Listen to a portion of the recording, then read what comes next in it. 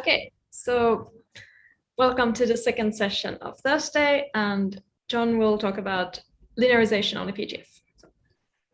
Hello, everyone. So I have not been so active in this summer school until today, but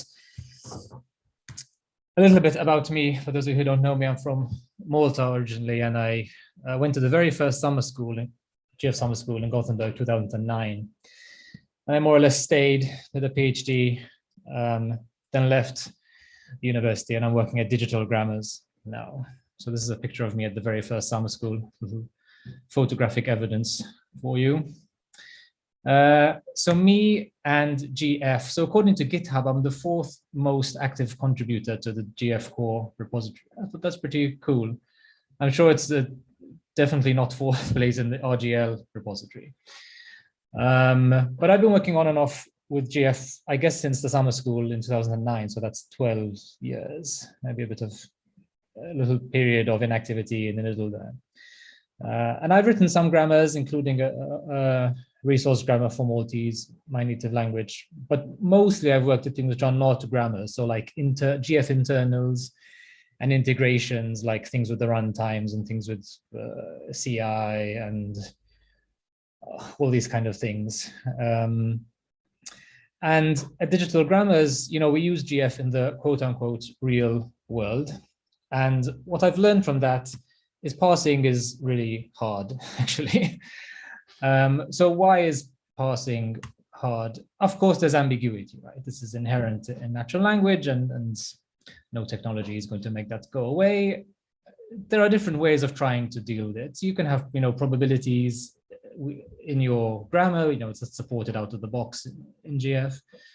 You can try to do some sort of statistical parsing. I'm thinking along the lines of UD and that kind of thing. You have a tree bank and you train on it, etc. Inevitably, there's always going to be exceptions. I mean, that you want a certain thing to be sort of parsed in a certain way, regardless of what your model or your parser says. And when you're given, a corpus by a company and you need to design a grammar for it, sort of designing a grammar to fit a corpus often is kind of unsatisfying. And even though I haven't been the one who's mostly doing that work, it's kind of my impression of the task. Often, like you're looking in the corpus and it's kind of inconsistent or it's almost wrong, can have other kinds of problems, of course. I mean, often you often feel that the real solution is not kind of fitting the grammar, but the real solution is cleaning up the corpus, right? And sometimes you're allowed to do that. Other times you're not. And no matter what you do, trying to sort of accommodate the parsing side of it always comes at a cost of overgeneration. So if you're doing linearization later on down the line, then you always have to kind of worry about this balance between coverage and overgeneration, right? When designing grammars, which to do both parsing and linearization. So what's the flip side to all of this? Well, generation is very easy then, or quite a lot easier. So why is it easy? What's nice about generation that it's not parsing, right? So you basically don't have to worry about ambiguity in some sense. There's variants which throw a bit of a spanner in the works sometimes. I'll address that a bit later. But if you're starting from data rather than starting from natural language, then more often than not, it's kind of more structured and more consistent, right? It's kind of the nature of data in some sense. If you're working at a customer and they already have this kind of data in a database, or I don't know, whatever models they have, in a sense, half the work's already done for you as a grammar designer, because you just base your abstract syntax on the structure of their data, right, on their data model. And then you just happily work on the concrete syntaxes, thinking about only linearization, more or less, not having to worry about parsing. And even if you have a customer who doesn't have such a data model, but they kind of need the data model to be designed for them, that work is, I find, quite satisfying, actually. It's kind of sorting through the data and realizing this abstract model from it. For me, it's a much more satisfying task than writing up a grammar which can parse their existing corpus without any modification, sort of. This is, of course, subjective, but it's true, at least for me. I think in some ways you have a lot better control of the process. So, when you have probabilities and statistics, it helps you get the results that you want, in parsing, but like it's not fine-grained in some way, or there's always cases when it works and cases when it doesn't work.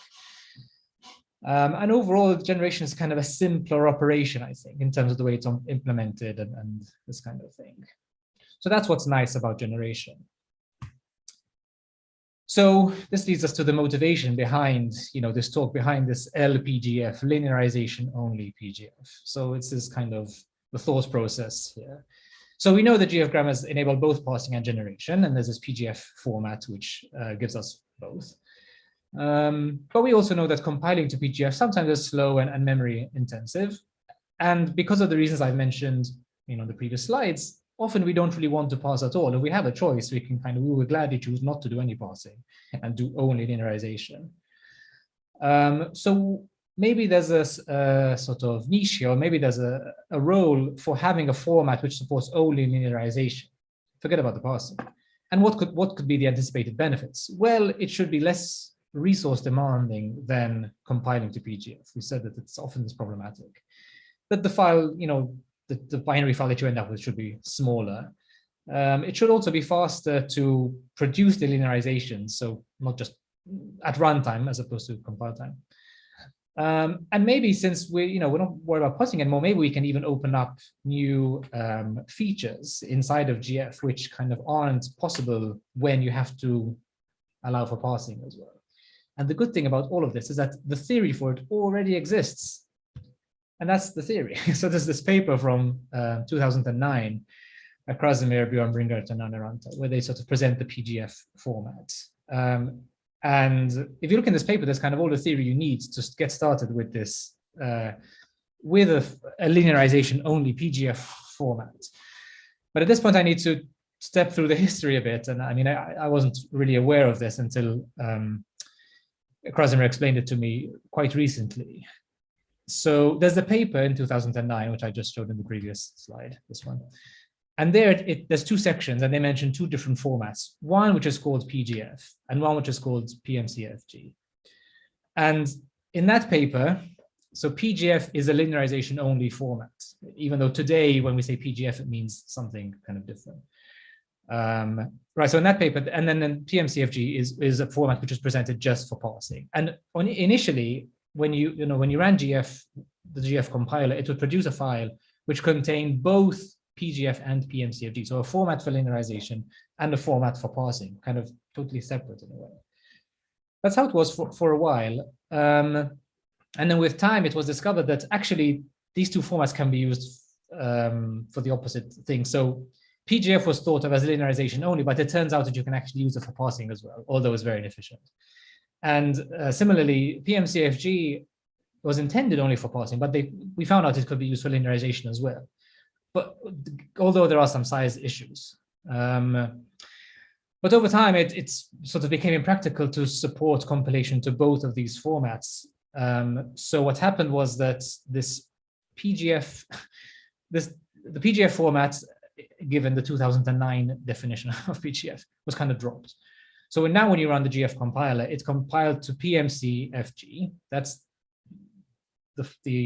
maybe the formal name for the format, although the extension is still PGF, so you have to sort of keep this stuff in mind. And why? I mean, it just makes everything simpler. You have to support one format instead of two formats, basically, and it makes, there's a lot less code, and you have to fix things once instead of twice, a lot often. So there is some trade-off that, as I mentioned before, we know that this PMCFG format can have size and time, space and time problems, but it's kind of considered a trade-off which is worth it when the kind of compiler and runtime can be made simpler. So that's the current status. And now, the proposal we're talking about now of reintroducing this LPGF format, is to revive this linearization-only format, specifically for when we have pure generation as a use case, which I think is quite a common use case of GF, actually. And the idea is that we want to reclaim these trade-offs that were made, that were, forfeited, maybe. So that's the history. I hope it hasn't been too confusing. I think it'll get a bit clearer. So here I have a bit of personal communication from Arne, who kind of summed it up quite nicely. The situation has been clear for a long time. PMCFG only is a simpler solution to implement, but it is too costly for some grammars, and unnecessarily so, if only linearization is needed. Some tasks that one could, in principle, perform with GF are therefore simply not possible in practice. And basically, after that, I was kind of sold on this idea. I thought, yes, we should do it. Let's do it. So then I started looking at the details, all of this stuff. So now they have some screenshots from the paper. It's not really the purpose of this talk to go into these formal things in detail. The point here is just that it exists there for me, ready to use. And of course, you can go back and look at it in detail if you're interested in learning about the internals. But what is this LPGF syntax? I mean, there's tokens which you can concatenate. There's tuples of terms which you can project, and there's arguments. It's not really more than that. There's a type system. There's an operational semantics for saying how these things evaluate. And there's the definition of what the linearization operation is. Again, I don't really need to go into these in detail, but the work I've done in this presentation is totally based on these things, let's say. So that was the theory that I used as a starting point. Now, when it comes to implementing it in the GF code base, where does it fit in? So we have to create the definition of the data type. So this is this module called LPGF. Did you see that notification there at the top of my screen? Anyway, yes, I see the notification. You see the notification, okay. Right, so there's the LPGF format, and the GF compiler gives you something of this type of source grammar, and the existing function which compiles to PGF, unsurprisingly, takes the source grammar as an argument and gives you a PGF as a return value. And so we want to do something similar for LPGF, right? So this is where we kind of fit into the GF, compilation. Right, but at this point, Krasimir jumps in and says, well, at some point we supported both formats and used them for different purposes, as I said before. But the problem was that the compilation to the linearization-only format was full of bugs. I spent many hours trying to fix the compiler, but I just dropped it and started using the parsing-only format for everything. Now, when someone like Krasimir says that it was hard to fix and they spent many hours and never quite fixed it, you kind of get a bit doubtful. You think, if Krasimir couldn't do it, am I really going to be able to do it? But then we have Arne who comes back and says, I remember there were some problems, but some of them were due to the normalization of expressions not working properly. Now that Thomas Hallgren has fixed this normalization by evaluation, the task should be easier. So I got a little boost of encouragement again. So what's he talking about here? He's talking about this GF canonical format, which is a kind of internal intermediate format. The idea behind GF canonical is that it's a subset of GF, first of all, and it is GF with these high-level constructions as like functors and operas basically removed. So they've been kind of partially evaluated. It's a kind of simpler subset of GF. So it's intended and it's used as an intermediate representation when exporting to other formats. In the GF compiler, there's a number of different formats you can export to, so not just PGF. And in general, they all use this canonical format first because it does lots of this, lots of the evaluation work for you, not to mention, the type checking and all that becomes before. So it is quite easy to use this canonical format to output a new output format, basically. So that was the plan. And if you were more interested in this canonical format, you can actually compile to it. So you give it some GF files and it gives you some new GF files, which are in this canonical GF. So there's no operas anymore, there's no functors, etc. You can sort of look into it in that way. So Yeah, so there's a canonical format, and there's this function which basically converts a parsed grammar into this canonical format. So there at the bottom of this slide, I have the sort of what's the word? The steps I need to go through to get this LPGF. And what's highlighted in red there, so that's the part which I needed to do. Everything else was kind of already there. So there's a compiler to the source grammar, there's a conversion to the canonical grammar. So all I need to write is the conversion to LPGF, right? So I had everything I needed at this point. So I spent a few weeks going down this kind of wormhole of looking at all the corner cases and so on. And then finally, voila, here's a draft pull request of this LPGF format, right, in the GF core repository. That's great. All the work's done, right? No, not quite. But this is a summary, at least, of what is done. So the first part is that there's a new format which is called LPGF. So you can run GF in the normal way. You just specify you want to output into LPGF, and you give it a GF file as usual, or a set of GF files, and it produces a new binary file for you with this extension LPGF. So there's a whole definition for what that binary format looks like and how it's read and written and so on.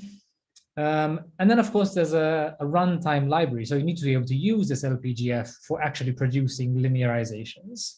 So there's a Haskell library called LPGF in the same way that there's one called PGF. There's a next slide showing that. And then there is a test suite for checking correctness, basically. So I have a tree bank. I took a few sort of unit case type grammars where I'm testing very specific things. And I took the foods grammar and the phrasebook grammar, where I can basically compile them and linearize them in PGF and then linearize them in LPGF and make sure that the output is the same, right? And there's also a benchmark, which is for comparing the performance. And that may be the most interesting part, which we'll get to soon. But the Haskell runtime, it looks very much like the PGF runtime. I mean, the names of the functions aren't identical, but it looks something like this. So you read an LPGF file, you sort of look up the language, you get the concrete syntax, you pass an expression, and then you linearize them together. Pretty simple stuff, I think. I mean, if you use the PGF runtime before, this looks very familiar. Yes, there are two notable issues which maybe I should address now, which are how we deal with variance and what happens when you have missing linearization functions. So when I say variance, I mean this kind of thing. You know, there's this pipe operator basically in the GF syntax. And this example is taken from the lexicon German, or the German lexicon file in the RGL. So the car function is either out or wagen, and they're kind of pure variance, right? And I think variants are problematic, basically. You know, when you're parsing, you might be forgiven for wanting to sort of treat them as the same thing. But when you're doing linearization, you really have no control over which of those sort of variants come up. The Haskell runtime gives you a list of linearizations, and that list represents all the different variants. Fine, but there's no other extra information about, you know, the variants. No metadata, or even the order cannot really be guaranteed. So just because here in the GF source we have auto sort of defined before wagen, right? So, but there's no guarantee that when you compile this and then perform a linearization that you get variants which are in the same order. That's kind of implementation dependent. Not to mention that they can cause real problems during compilation. These kind of combinatorial explosions happen sometimes just because of a single variant in the wrong place. I think the whole use of variants, or maybe not the use, but the idea of variants, I think is somewhat debated, and there's some discussions about this as GF issues, and I think also in the mailing lists as well. And I really believe that, you know, this uncontrollable variation is kind of not in the spirit of NLG. So at least in the commercial sense, we want to promote NLG, which is highly controllable. And when you have these kind of variants, it's not controllable. It's just kind of close to random, maybe. So I don't like variants, and I don't think they have a place in this linearization-only utopia that I have in mind. So what's my solution? I just kind of don't implement them. I just always pick the first variant. Of course, this can come with problems, but I basically made a decision that it's not my interest to solve this problem yet, at least. We can come to it later, I think. Right. And then there's questions now. There's a hand raised. Yeah. Sorry, you want to I'm take not paying questions attention. later? I can take a question now, I think. Why not? I have a question regarding these variants. Hi.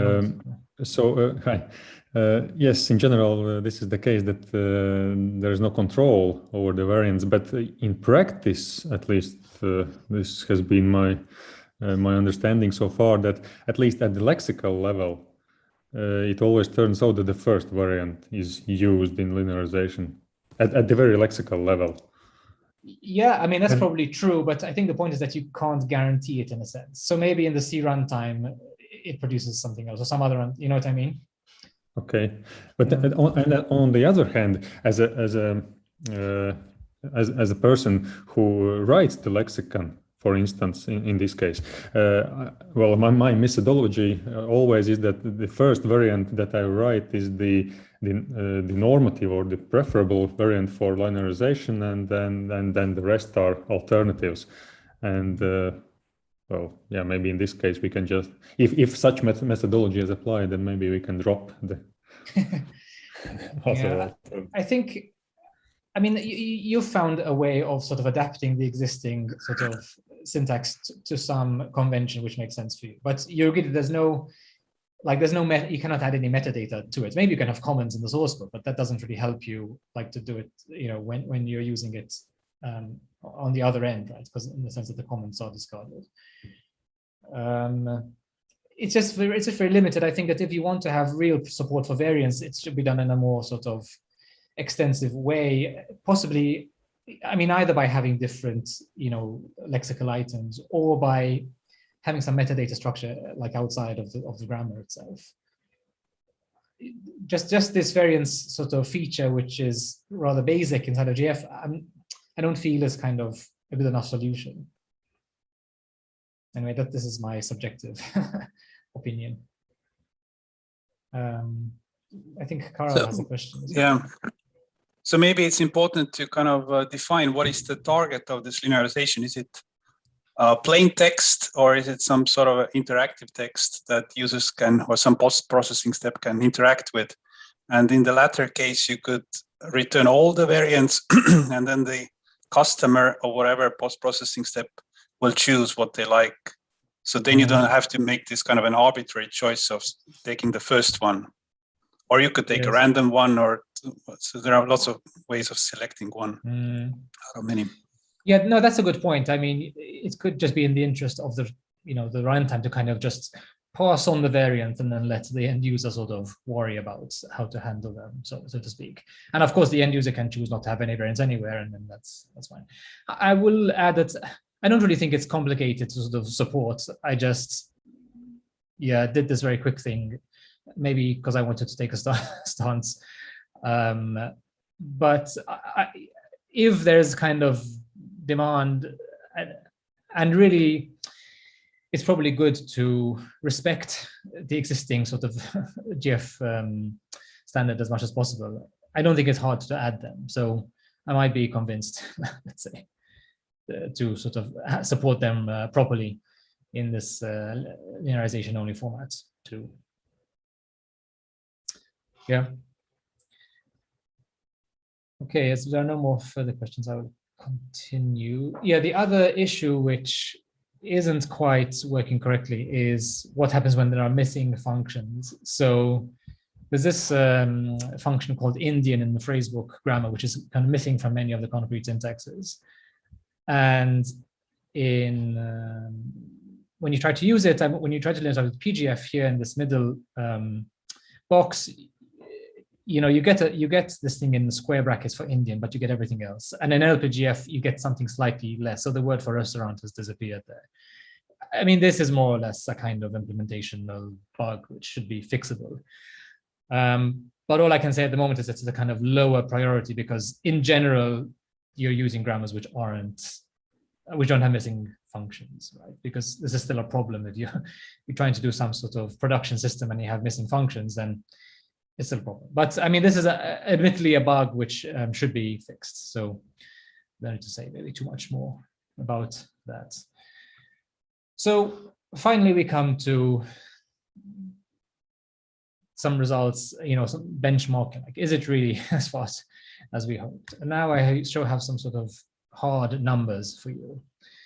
So what I did here was there's two tests. The top table is, compilation to the binary format, and the bottom one is linearization. And here I'm using the phrasebook grammar in all languages, and I'm assuming that the GFO files have been pre-compiled. So that's kind of that shouldn't be a factor here. So what do we see? We see that compiling to LPGF is unfortunately still a lot slower and requires a lot more memory than PGF. This was quite a disappointment, I have to say, because I thought it would kind of automatically be faster and take less memory. But on the plus side, the resulting file is a lot smaller. So that's a kind of bad news, good news situation there.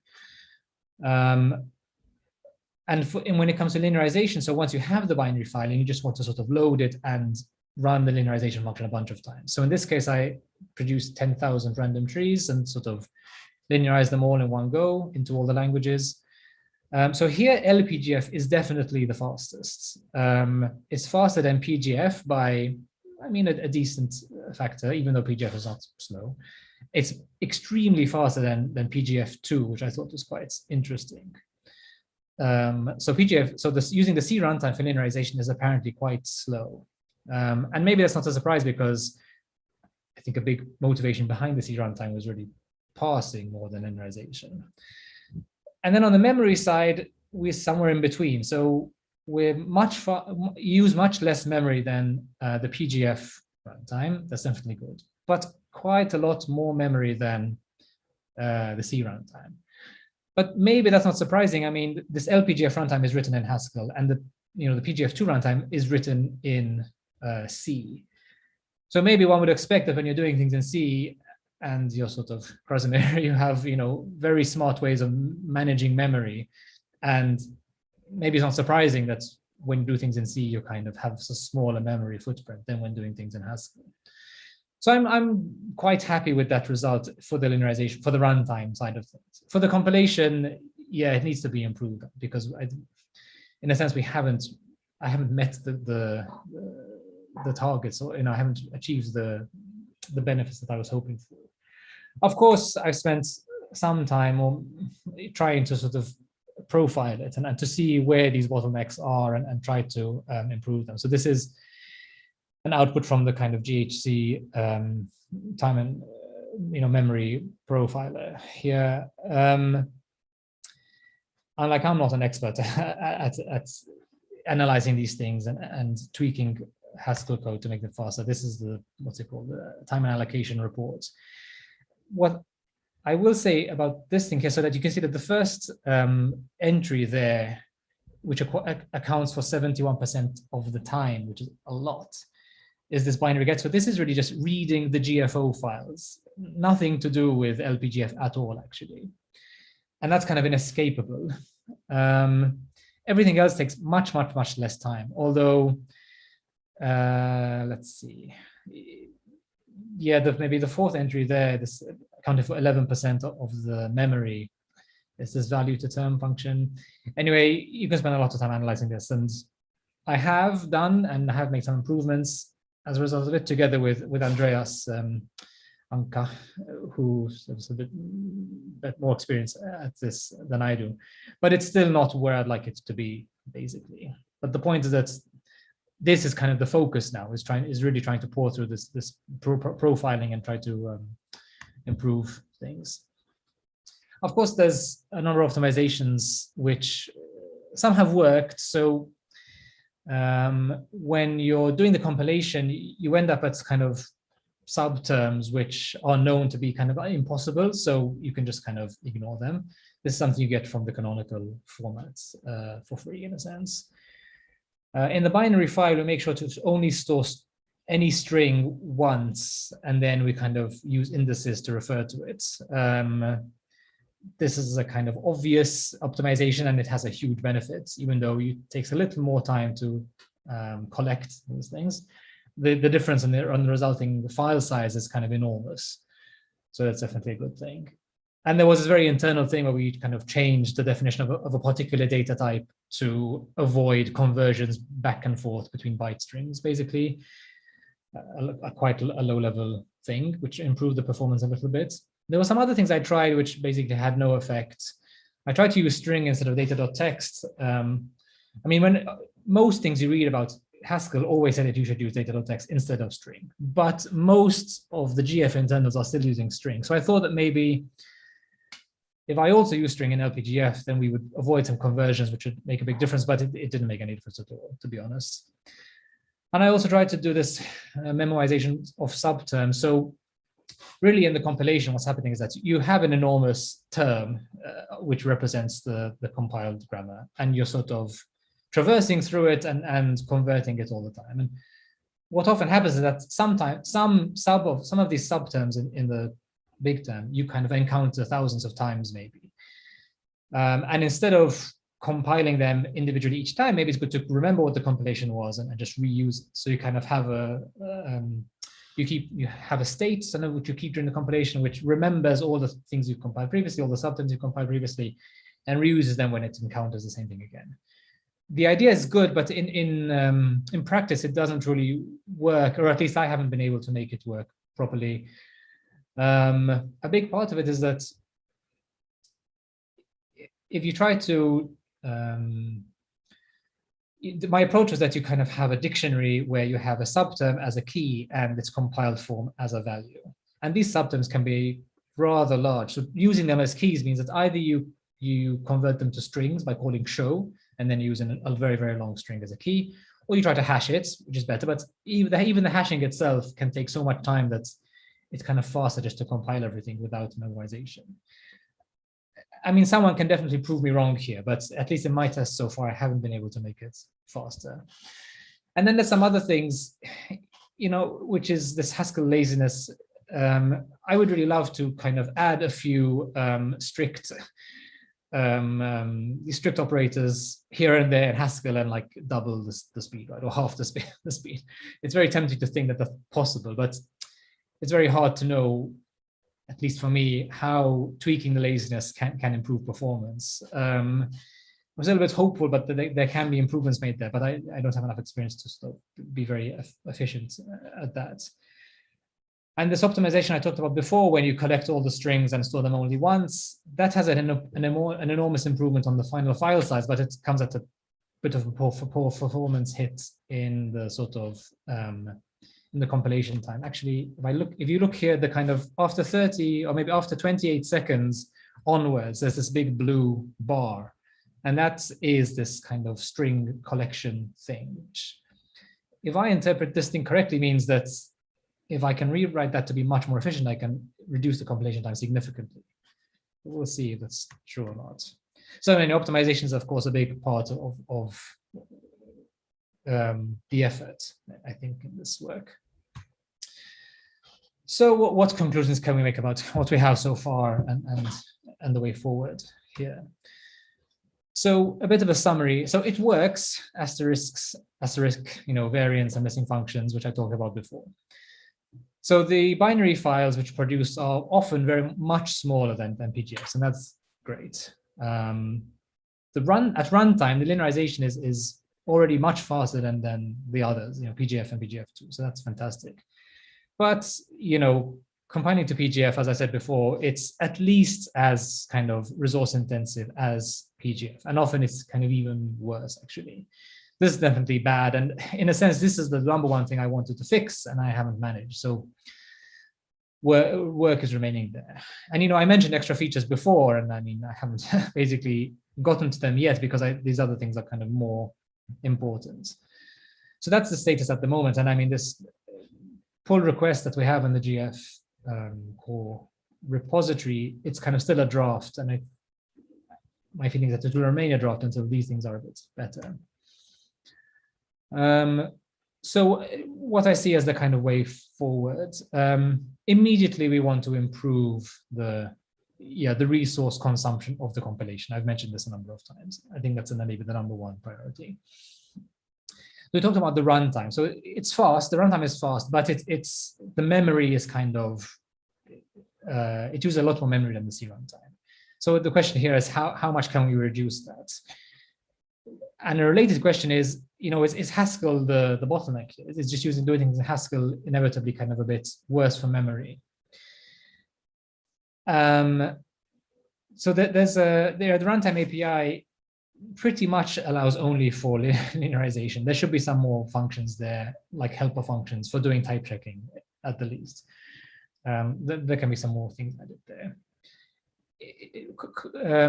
In the near term, I think maybe we want some shell support so you can experiment with it in GF shell. I think that's a rather sort of uninteresting thing to add, but if there's kind of developer demand for it, then we should do it.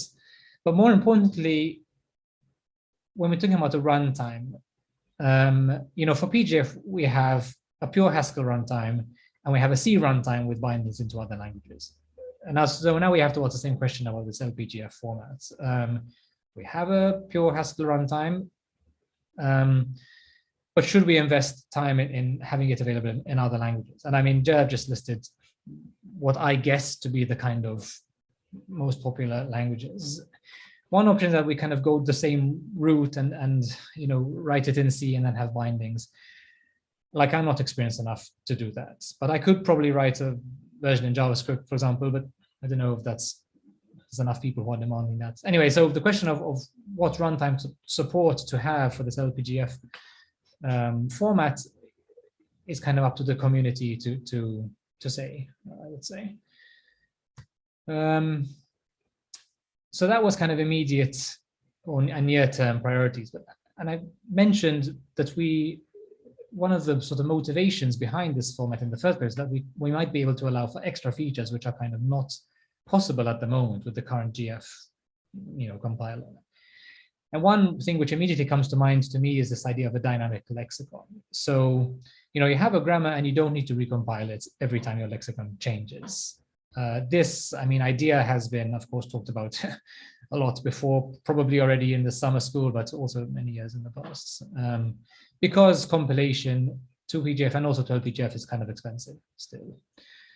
But there are, of course, some problems. A major one is that you kind of, if you're building lexicon, you need access to the smart paradigms. I mean, these smart paradigms are a big part of the GF libraries of the RGL. But then, I mean, by the time you've compiled something to LPGF, all those things have been thrown away. There's no idea of a smart paradigm. So if you want to have access to these smart paradigms at runtime or at a later state, you need some other format and mechanism to kind of support this. Anyway, it's a whole other thing. And then, of course, you have this problem with making sure that your LPGF file is kept in sync with your lexicon file, like one changes and so on. Of course, it's manageable. More generally, with this LPGF or this linearization-only sort of mindset, now we don't really need to know all the tokens at compile time. So there are other things which can be allowed, like runtime bluing, which is in a sense supported via these bind operators already, but there are kind of more things which could be done there, to sort of put it mildly. And I had the suggestion that you can do conversion of integers to numerals expressions at runtime, for example. Or you could also imagine having extensions to the GF source language which are only activated in an linearization-only mode. These are kind of more far out there ideas. And related to this is that you could have a kind of multi-PGF format. And this, well, the idea here is that maybe you have a grammar in a bunch of languages, but you only need to pass in one or two of them and then linearize in all the other ones. So one could imagine a PGF format which kind of supports this. So you kind of load a single PGF or whatever XPGF file, and it allows you to parse in English, and then it allows you to linearize in everything else. And the idea is that you kind of you only compile what you need to, and so you keep the resources as small as possible to only support parsing in a certain language. And I mean, I would say that this has definitely been a typical use case for us at Digital Grammars, where a customer might have a corpus in a single language and they want to translate it to other languages. So this is exactly what we want to do. Like, we want to parse in their language and then linearize in everything else. And this kind of multi-PGF format could be very useful in such a situation. So at this point, I'll mention another company, Textual, because I think they're a very good example of this need for a dynamic lexicon. So some of you might know them. They presented at the GF Summer School in 2018 in South Africa. So they're a company which do pure NLG, so no parsing, for product descriptions in a kind of e-commerce setting. They have multiple languages, 25, and they have a lexicon which is huge and constantly updated. And I mean, kind of every second, they have people adding and translating terms in this lexicon. So recompiling to PGF constantly on the fly is basically impossible for them to do in a practical way. So they have their homegrown solution for a dynamic lexicon. So their grammars just use placeholders, and then they swap these placeholders out for real content words, like in their application, basically, in conjunction with having a database which stores their lexicon. And I mean, it works for them. They had to build it themselves. And they are definitely not the only sort of, use case for this dynamic lexicon thing. And it would be great to have more, better support for this built into GF directly, and not have to kind of patch it onto GF in an external application. Anyway, I reached the end here. So first of all, a big part of this, the purpose behind this presentation has been, of course, to present the work, but also to bring in the community voice here. So I'm interested to know kind of how much interest is there in this line of work, and which are the features that people think are important or not. I mean, is it all about the speed, or is it all about the having runtimes in different languages? Is it about the dynamic lexicon and so on? So I said there's the pull request, which is there. When should we merge it? Is a question which we can decide upon. If you want to get into the details of it, then there's this README file, which has a lot of details about how to run the benchmarks, and it has a lot of benchmark data, which I've pasted there, like in the process of me testing different optimizations and seeing what works and what doesn't. So there's a lot of details there for anyone who's interested.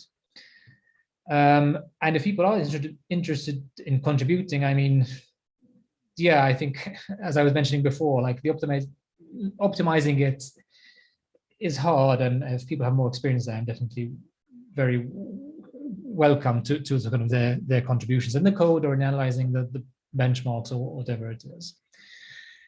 So finally, just some thanks to Arne, first of all, who kind of revived this idea, and to Krasimir, who, I mean, he knows everything about PGF and a lot of other things, and has explained a lot of different things to me. And as I mentioned to Andreas, who helped a lot with Haskell profiling, and we made some good optimizations as a result of his help, even though there's more to do. Thank you to you guys. That's the end of my slides. So I'm happy to take questions now. Thank you. Let's just jump into questions. So Krasimir.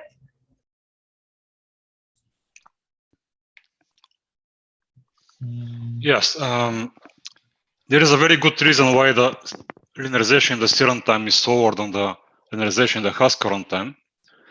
It might look surprising because, well, C is usually faster than Haskell, but the explanation is that they use completely different algorithms. The Haskell implementation is implemented in bottom-up fashion, and C implementation is implemented in top-down fashion. It's just like in parsing, we can have bottom-up and top-down parsing. The same applies for linearization. And bottom-up is actually faster. I have inherited the top-down version from Lauri Alanko, and then I didn't change it because I didn't think that I need to change it. But I have recently discovered examples in the WordNet where linearization of a single tree takes maybe half a second or something like this, which is far too much. And probably this explains the results in your benchmark. If I use the same algorithm for linearization in C and in Haskell, then I think the linearization in C will be way faster than the Haskell implementation. And since you don't have so much margin between PGF and TLPGF, then it probably will be on the same order. Yes. Or maybe, well, it will be somewhere there in any case. That makes a lot of sense. Can I ask you a question back, actually, which is what I said about, the memory footprint of the LPGF versus the Z runtime. Do you kind of agree, basically, that it's basically easier to be more memory efficient in C? Absolutely. Yeah. In C, you can do all kinds of hacks that saves you a lot of memory. And well, it can take hours to talk about this. Yeah. You have surely put in many hours to kind of optimizing that in the C runtime. Yes, so I also spent many hours. I spent many hours optimizing the Haskell runtime and the compiler as well. But still, there is a limit in Haskell. Yes. So my feeling is that, so on this slide, like the 700 megabytes there, that can probably be brought down somewhat. But my feeling is that it will never be better than the C runtime, really. And that's kind of... Yeah. If you really want to make it good, you have to do it in C, which I think it's horrible for the format that LPGF uses. It's much better with PMCFG. And speaking about memory and optimization, this memorization that you mentioned, where you have a term as key and then something else as value. Yes. If you do this, then it's horrible for performance. And the compiler and the runtime also, which I started with when I started my PhD, I inherited the code from Peter. And he had a lot of these things. And just getting rid of that improved a lot the compiler. One thing that you can do, but it depends on how it's used. Instead of using the terms as keys, you can use the stable names of the keys. If you know this feature in Haskell, the stable name is like the pointer. No, I don't know this feature, actually. Yeah. Think about Java, for example. You can compare two objects for equality by comparing its fields. Yes. Or by comparing just the pointers to the two objects. If the pointers are equal, then everything else is equal. The same you can do with stable names in Haskell. But it will only speed up things if you actually look for the same terms, not for equal terms. And then whether this actually helps or not, it depends on what actually you are doing. But this is one thing to try. Yeah. Presumably, if you have, let's say there's a sub term which appears in many different places, which is, it could be anything, but let's say it's an article, it could appear here and it could appear here. And it has exactly the same structure, but since it's in different parts of the tree, they probably have different pointers, no? So in that sense, they wouldn't be... Maybe or maybe not. It depends then on how the partial evaluator is implemented, because they might still be shared terms. Or what you can also do is that you check, do they have equal pointers? If they have, then you don't compare them for equality. If they don't, then you compare for equality. Right. But if you have this in a map, then it's more complicated. Well, you can probably still modify the EQ instance, which first checks for this equality, and then if they are different, then you compare for equality or less or greater. Right. So this thing, the stable name thing, is not something I know about, so it's maybe worth looking into at least. Otherwise, profiling and adding strictness, it works. It does a lot of difference. It makes a lot of difference, but you have to really keep in mind how things are evaluated all the time. I have done this a lot for the compiler, but it's still, every time when I work with big data in Haskell, it takes decent fraction of the development time to just keep track of how the evaluation is done and to make sure that you don't run out of memory just because of some laziness somewhere. Right. In that case, using anything else than Haskell is better. Is the number one tool for that still these kind of profile reports that are generated by GHC, or is there some other smart way of analyzing them? Usually, I find it better. For me, it works better to just look at the code and think about the evaluation order. But I have developed this feeling that tells me how things are evaluated. In the worst case, I compile to the STG machine or to C++, and then I look at the code. Looking at the profile, it gives me too high level picture of the. As you said, most of the things that you see here are actually related to reading GFO files, for example. Yes. Yes. Yeah. So it's possible, but it's hard, basically. It is hard, yes. Yeah. It takes a lot of time. Yeah. But I can also say that I'm not interested to contribute to this project because for me, it's much more interesting to go another way where I look at an alternative to PMCG, which allows both parsing and linearization. It will be more interesting research question. It will not close the door for parsing and still give the same benefits. Right. You basically want faster compilation. And the other things like dynamic addition of lexical items or rules in general. This is not at all related to the formula to use. It's more implementation thing. Yes. I mean, you said it yourself, that's a kind of research question. And I mean, this work here is not research. I mean, it's using existing research for, and implementing it, right? Yeah, but this will also make it short-lived if eventually we get a better format. And I have one idea which I hope it will work, but it again requires implementing the runtime, which I actually have started, but it's something that will take time. And as you know, most of the time I don't actually program nowadays, and instead I teach courses, which takes maybe 90% of my time. Right. Thanks, Michal. Question?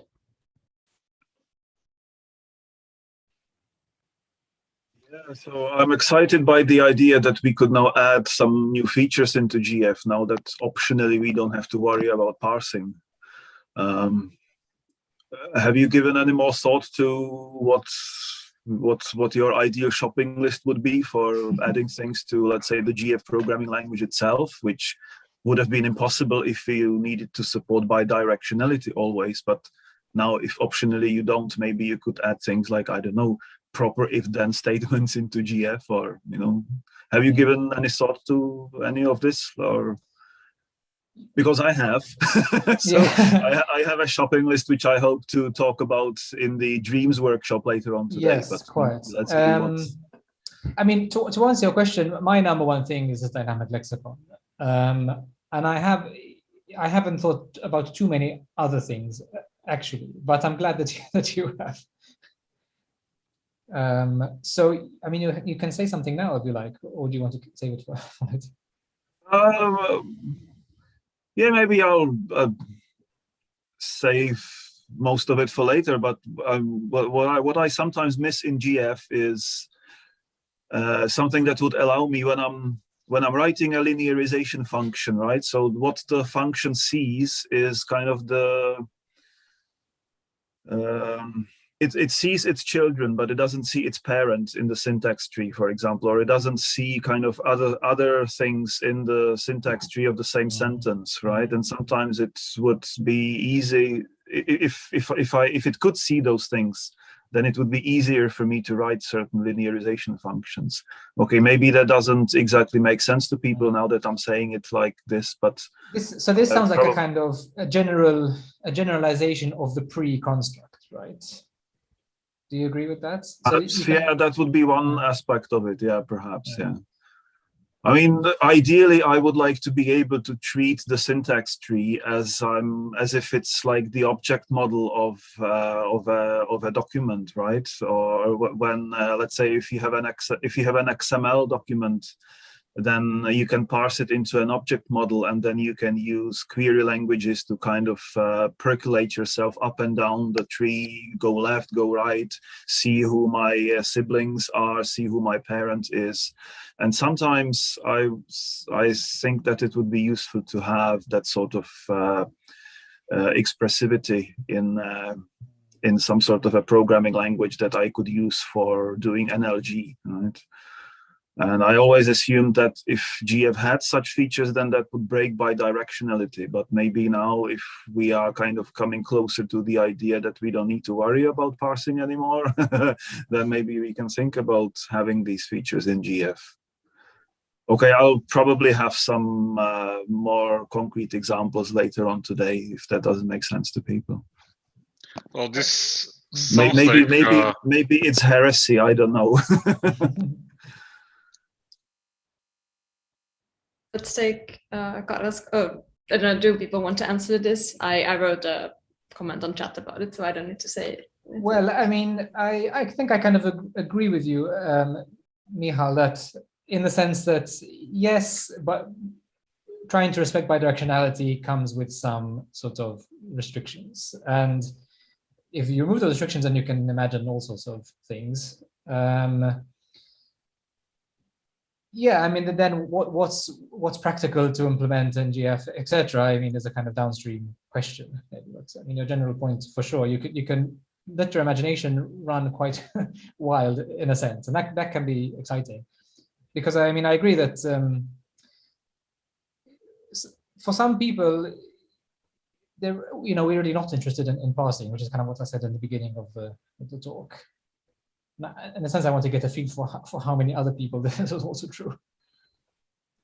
Maybe if you're not interested in parsing and you want to do NLG only, I mean, would you have landed in the GF camp in the first place at all? I mean, there are other NLG sort of libraries out there which are NLG only. Yeah, that's true. But then again, GF has this multilinguality and this concept of sort of language-independent abstract syntax tree. So maybe that's valuable by itself, even if you don't want to do parsing. Okay, well, sorry. That's kind of assumed through all of this, but yes, I mean, it's good to make it explicit. There is actually another way to do linearization only, and this was done by Thomas. You just compile GF to Haskell, and then you run Haskell. Then it will be actually even faster because you can compile Haskell. Yeah, I did not look at this. But you kind of have two separate compilation steps as well. Yes, right? Yes. Can we just, can we take Gara's question too? Yes, of course. If you have an off-topic comment, like a comment that was not an answer to that, just raise your hand. So it remained a bit unclear to me how different is the implementation of this new format. So this is important so it would be nice to be able to share existing bindings and compilers and runtimes. Or is it possible to convert the standard PGF files to the LPGF? Can you somehow summarize what are the main differences between the implementation? Can't we just take a subset of the existing C runtime, and this would be the LPGF runtime? Yeah, that's a good question, and I must admit that I don't know fully, but my understanding and kind of starting point has been that they're basically completely different in the sense that it's not that one is a subset of the other. They are kind of represented in rather different ways, and trying to find a common, a common ground between them is kind of not really meaningful. Perhaps Krasimir has a more educated answer to this, but my understanding is that there isn't really any scope for reuse of, as you're saying, compiler code or runtime code, this kind of thing. It's absolutely true. Yeah. Okay, thanks. Okay, were there any more questions? Right. Yeah, hi, Lorette as well. Thanks, that was interesting. I learned something. So one thing I would want to know is in the development of the Zulu resource grammar, we've been trying to, in the implementation, anticipate both parsing and linearization, and also what the runtime can do and can't do. And I imagine that that kind of thing becomes more difficult when you have different runtimes and different formats with different features. And the reusability of a grammar might suffer a bit. So it's not that I wouldn't be interested in extra features, but maybe I would want to say that it must. It would be useful to balance it in some way, still with what the other runtimes support, or the parsing supporting runtimes do as well. Yes, so at least so far we are kind of not talking about changes to the GF syntax in any way. But I mean, as you said, sometimes you design things in a certain way because you know that it just doesn't compile, or it sort of takes so long to compile. But if you knew that it was going to compile to this LPGF well, then you might design your resource grammar in a different way. So that's definitely true. And then if we do introduce actual changes to the GF syntax, then it in some sense it's a kind of worms, as you're saying, because now people have the whole idea behind these resource grammars is that they're kind of application independent, right, and reusable in different ways. And if now suddenly you're thinking, oh, I'm going to do these things in the resource grammar which are only for this one, okay, official, but still just one of the runtimes of the compilation formats, it's definitely a kind of problem. And I mean, I guess it would be a kind of quite a specialized thing, which only a few people would maybe make use of. I mean, yeah. So at least I can say that even though it's exciting to think about new features, that's kind of not the focus really of this work, because there's a lot of other questions that come along with extensions to the language and so on. Yeah. So I think I can imagine if this was available and working well 5 years ago, 4 years ago, this is definitely the route we would have gone for our health app, because those grammars are, the target languages were Zulu and Xhosa, and they were heavy. So this would have been perfect for that. You parse in English or you parse in some other small thing. So, yes. I mean, I can see its use, but maybe more for application grammars, and the line between the two blur sometimes. Yes. So, yes. Yeah. Okay, cool. Thanks. Thank you.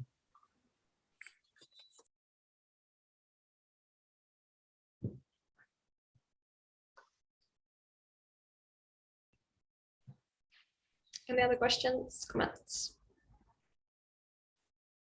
I have a bit of discussion in the chat going on. What did the linearization function seeing a parent? Do people want to comment on that or anything else? I'm just trying to catch up with it. Yeah.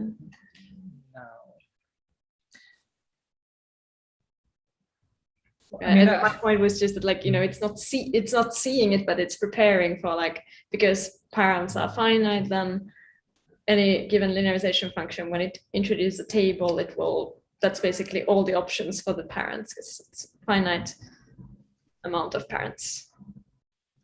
Yes, and I also am confused about the if-then statement. Maybe I've just been using the case statement wrong, but I've basically seen them as kind of the same thing. If the case is this, then that, you know, maybe, yeah. Yeah, it's the same thing. Okay.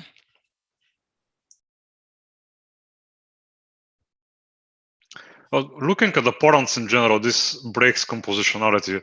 The same tree will linearize in different ways depending on the context. And I think this is a big can of worms. What happens if you look at the parents, but the parent is not there? Then you have to have a lot of if statements. Is there a parent? If the parent function X is the child of this function x trinum function z, or maybe. So maybe we should think about it as not extensions to the GF source, but kind of part of the runtime in a sense, right? So that you can have a linearized function which kind of takes some extra function which does this kind of analysis, and then you're sort of doing it in Haskell and not changing the GF source language or the compiled to format. Maybe there's some argument to be made there. there are already examples of functions that behave differently in the current runtime. Yes. In parsing and linearization. Right. That's what I'm saying. It could be seen as more that sort of thing, I think.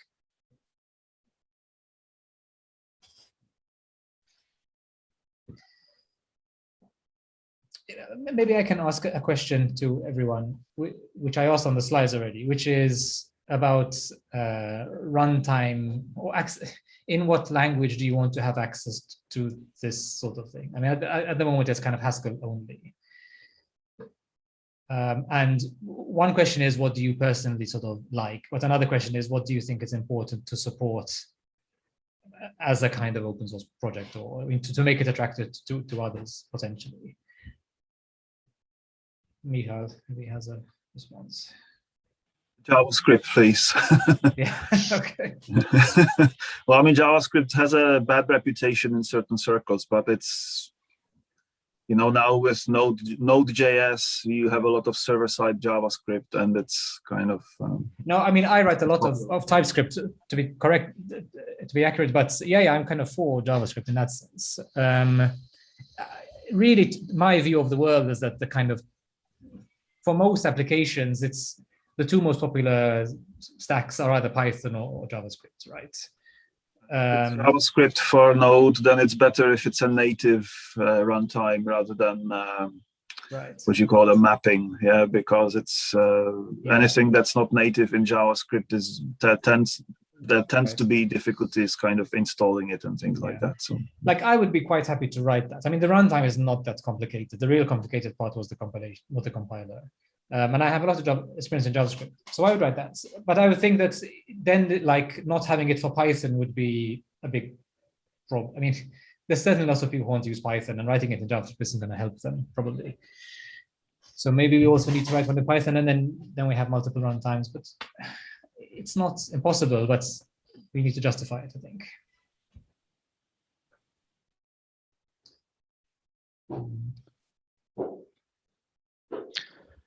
Have you tested the runtime with languages which don't compile currently to PGF, which blow up with the current runtime? This could be a selling point for some people. Yeah. So do you have something particular in mind? I mean, a particular grammar? Well, let's, for example, say that Zoo is very hard to compile to PGF, but maybe it's easier to compile to LPGF. Yeah. And so there are other examples as well.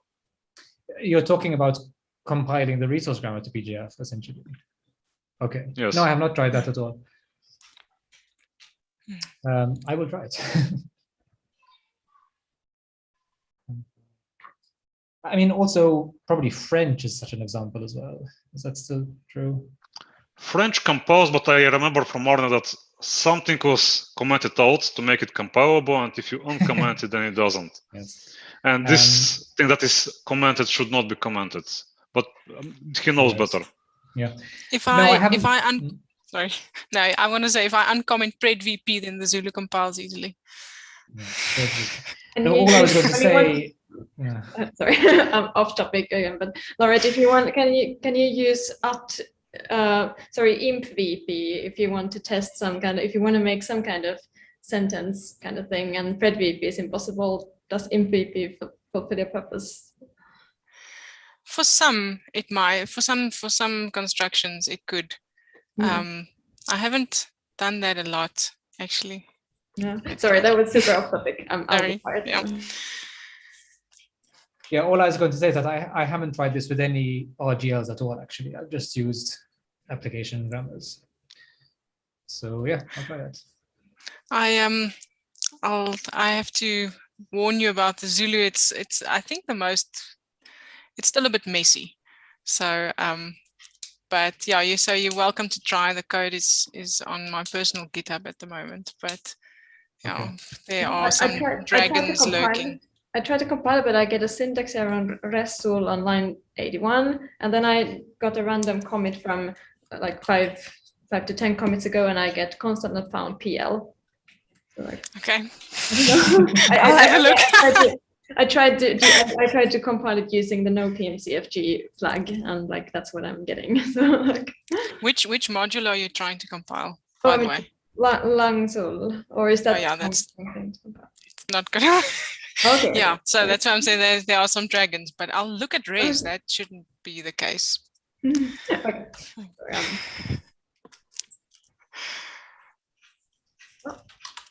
Any more questions about the actual topic?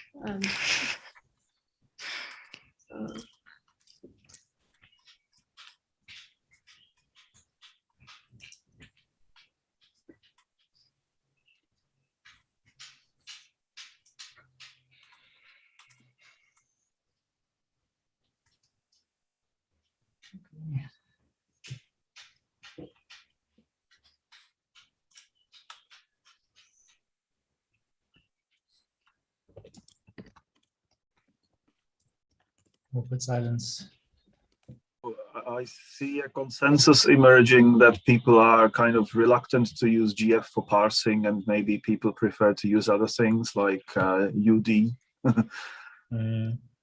And now, in the same spirit, you're proposing that we have linearization only kind of variation in GF. So there's some sort of something is happening. I mean, parsing is hard, you know. It's that's what I started with, and it's still true.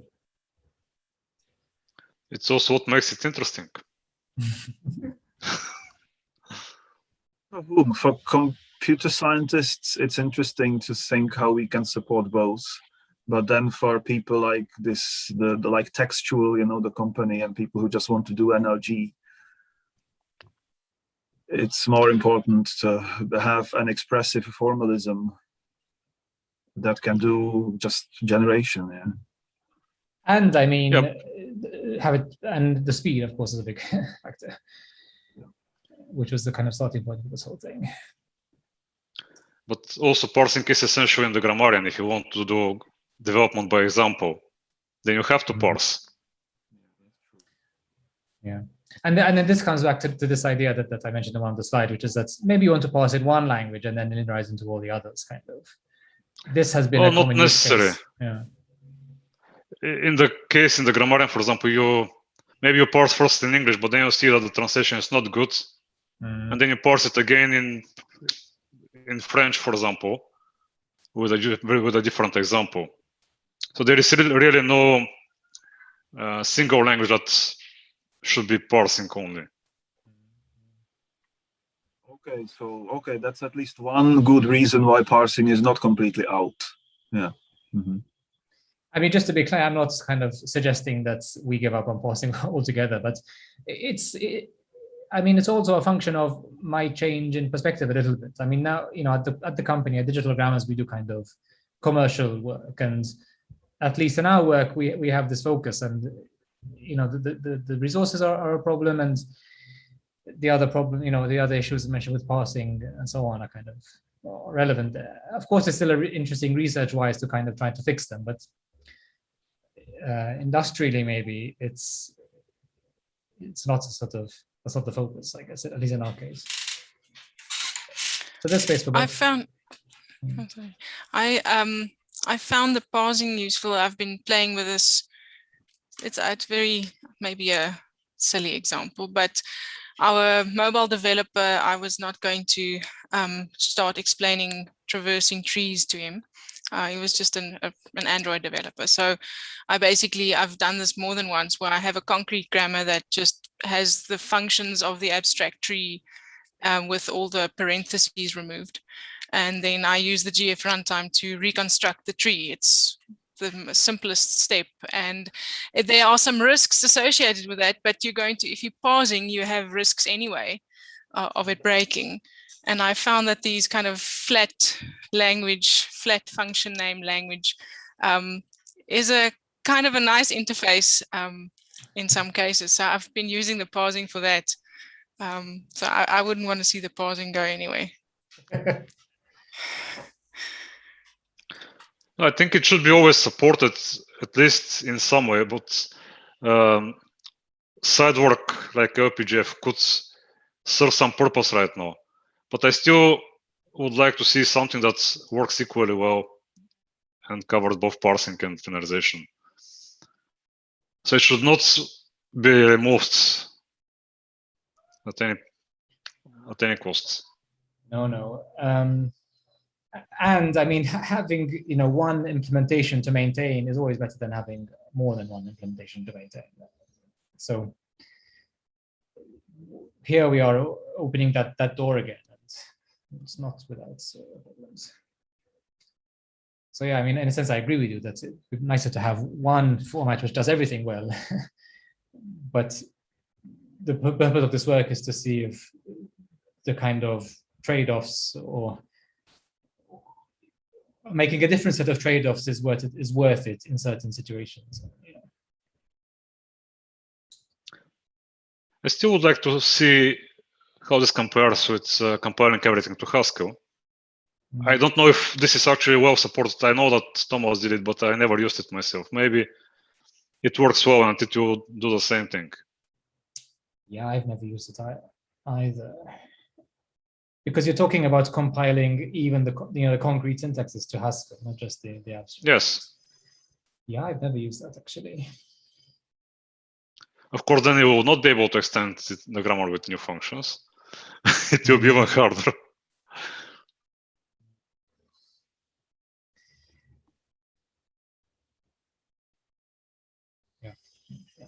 Okay, how about we wrap it up so we have time to go for lunch or dinner, and then we meet again at 7 p.m.